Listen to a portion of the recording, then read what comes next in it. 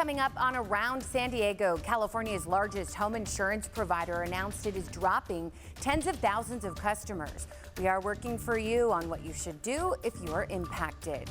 And an attempted kidnapping caught on camera in Ocean Beach. We'll hear from the father of the child nearly taken. Plus, the total solar eclipse is right around the corner. We'll share how you can make your own viewing glasses.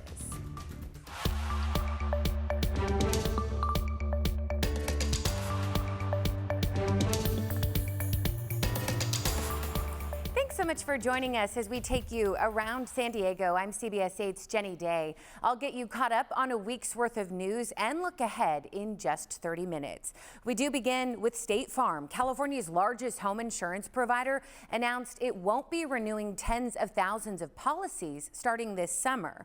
CBS 8's Shannon Handy is working for you to find out what options you have if you are one of those impacted. This isn't just a State Farm issue. We've seen this happen with other companies here in California. Experts tell me there are alternatives for coverage. You just have to put in the work to find them.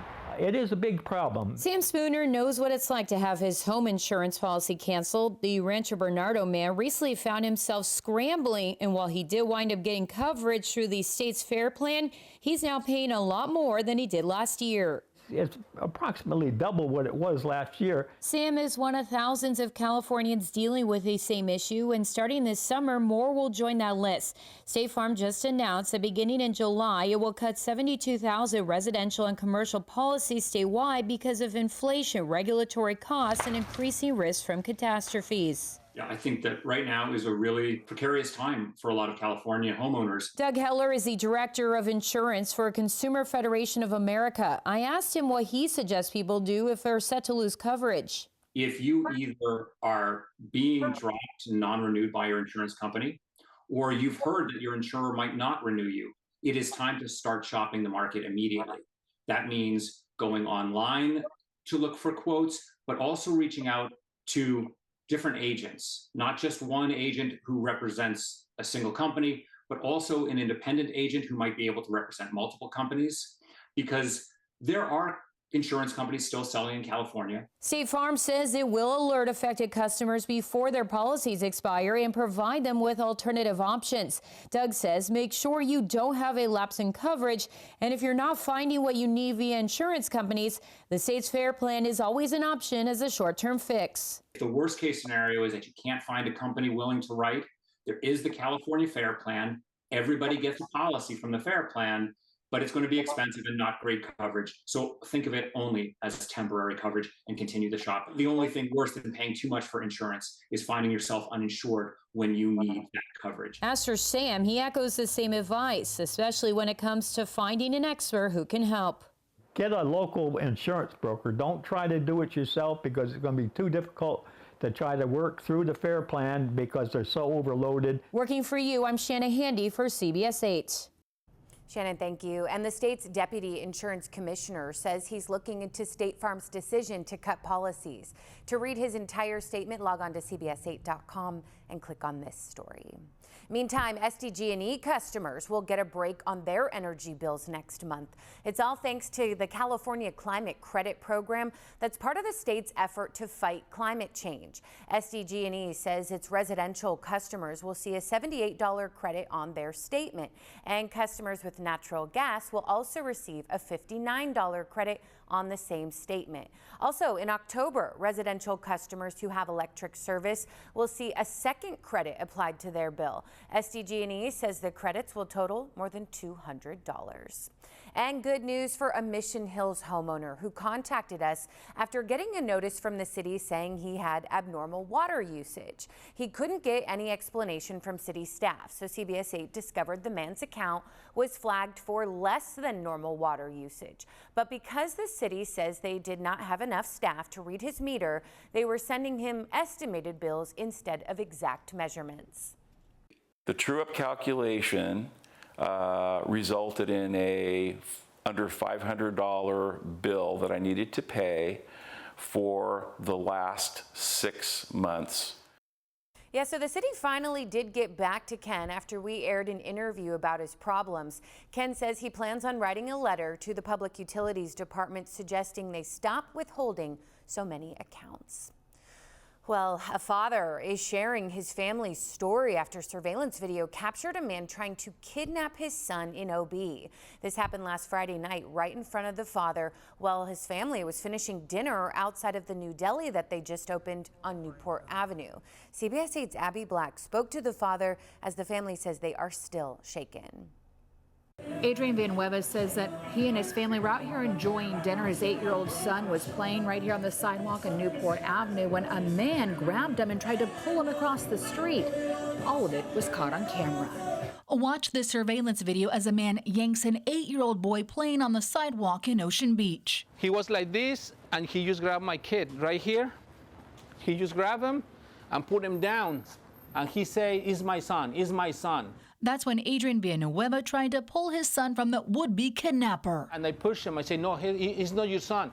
And then I tried to get him out, and that's why he grabbed my kid and he started running away through the street. On the video, you can see bystanders rushing to help. And the security guards from Pacific Shores and from the Harp, they come over here and they grab them and put him towards to the car. He was right here. The Good Samaritans were able to pull the boy to safety and restrain the suspect until police got there.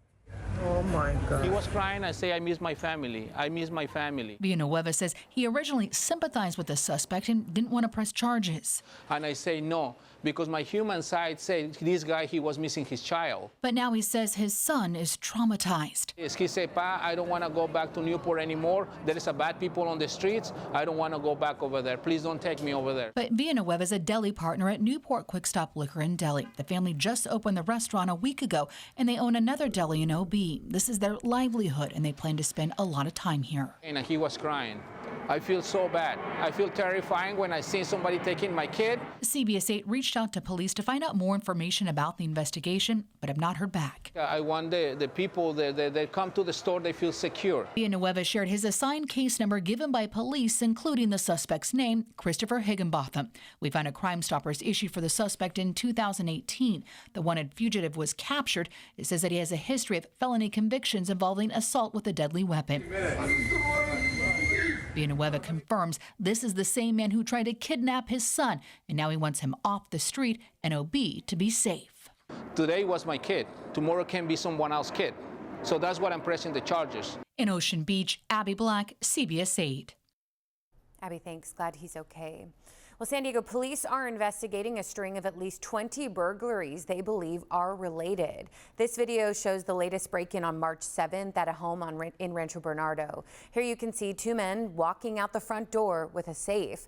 Thieves have broken into homes in Mira Mesa, Rancho Penasquitos, and Rancho Bernardo. In most cases, the suspects entered through rear sliding glass doors, taking cash and jewelry. Residents now want to prevent this crime from happening to anyone else. The Ring camera, provided us a very clear shot of their face, exactly what they were wearing. So we were able to describe all that to the police, and they had brought, the whole squad over, canine units. Yeah, call Crime Stoppers or police if you have any information. Now, this comes as new crime statistics were released this week showing a slight decrease in overall crime here in San Diego, a drop of 2.7% to be exact. Violent crime is down, which follows a trend nationwide, but the one glaring area where crime is up in our city is hate crimes. There was a 73% increase last year. There was also increases in drug violations, vehicle theft, and aggravated assault. Despite that, San Diego Police Chief David Nislight says that San Diego is still one of the safest cities. We still are one of the lowest staffed police departments in the nation, but then you look at the crime stats, you look at our solvability rates, some of the best in the nation, you look at our crime per 1,000 residents at 4.4. There's not a city in the top 10 that even comes close to matching that. Yeah, so you can take a closer look at what specific neighborhoods are experiencing the most crime. Just visit our website, cbs8.com. When they say cut back, we say no! Yeah, teachers and other San Diego Unified School District employees are speaking out against hundreds of impending layoffs. More than 480 positions are potentially being eliminated. The district says they are the result of losing COVID relief funds, declining enrollment, and decreased state revenue projections. But these educators warn any cuts will have devastating impacts both in and outside of the classroom. I was devastated. This is my community. I work in my community school. I live in North Park, work in the North Park school. To get that was devastating.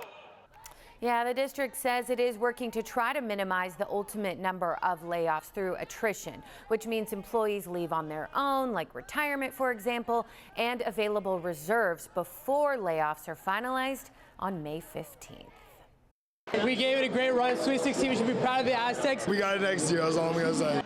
We are so proud. The season, sadly, is officially over for the San Diego State men's basketball team. The Aztecs lost to UConn in the Sweet 16. Score was 82-52. Many fans credit Jaden Ledee for helping the Aztecs get this far.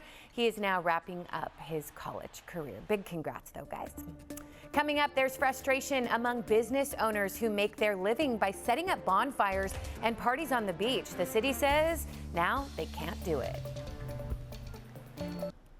Well, the city of San Diego says it will no longer allow private businesses to organize events on city beaches. The city says it's always been illegal for businesses to organize events like parties and bonfires on the beach, but they are now enforcing those rules after complaints from people living nearby. They say the events are loud and take away space meant to be shared. Some businesses that help set up beach parties say they're going to lose money. A group that organizes beach cleanups also says the crackdown will make it hard to continue.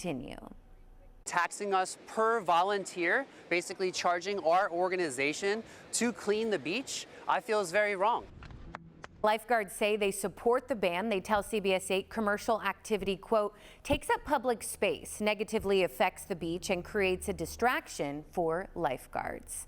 Meantime, Caltrans says it will spend $1 billion over the next 4 years installing bike and pedestrian lanes across the state, including here in San Diego. One bike path between the 56 and the 5 in Carmel Valley is already seeing detours. When the work is complete, a tunnel under the 5 will connect through the Penasquitos Lagoon so that bikers can avoid traffic. Caltrans says the purpose of bike lanes is to get people out of their cars. We know that we have a climate crisis going on, and we're trying to combat that. And by taking people out of their cars and hopefully putting them on bikes and getting them to walk and getting them on personal mobility devices. Yes, so Caltrans says only about 1% of people in San Diego commute by bike. That tunnel is expected to open in May. All right, well, April 8th, solar eclipse is approaching, and there are a few ways to take a safe look at it. You can make eclipse glasses at home with some household items. So you just need a cereal box, paper, aluminum foil, tape, and a push pin. So here's how to do it. You're going to trace the bottom of the box on the paper, cut it out and insert it on the bottom.